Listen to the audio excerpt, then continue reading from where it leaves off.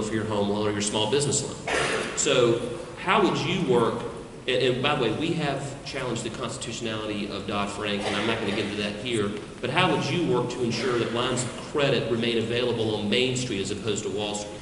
Well, you've got to modify or repeal Dodd-Frank, because the problem is this whole massive law and the massive rules that go along with it was designed to eliminate the possibility of too big to fail.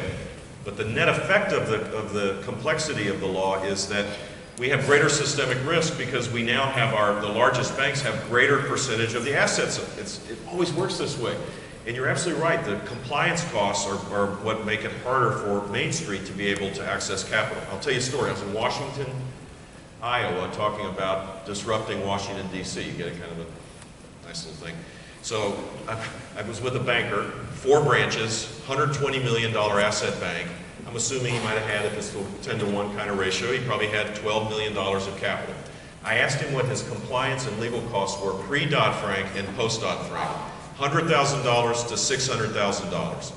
The capitalization, to use a business term, of that $500,000 wipes out half of his equity. So it's more actually than the way you described it. I was trying to keep it easy. That's how it was explained to me by bankers. Yeah. So you're, in effect, you have to shrink the size of your business, or you're not going to be able to provide the capital. This is a bank, by the way, that had no loan losses during the financial disaster. They know every one of their clients. They didn't securitize their mortgages and send them off to far-off lands.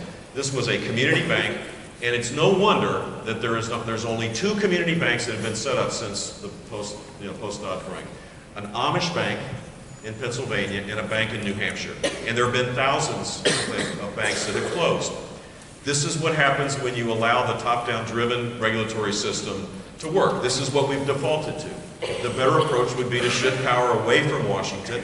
And there's one, I assume the part you're hopefully suing on is the Consumer Finance Protection Bureau, which is an agency inside that came out of Dodd-Frank that has no responsibility to get its appropriations from Congress. There is no single agency that I'm aware of in the federal government that does it. To me, that is completely unconstitutional. I think its budget comes from a percentage of the Federal Reserve.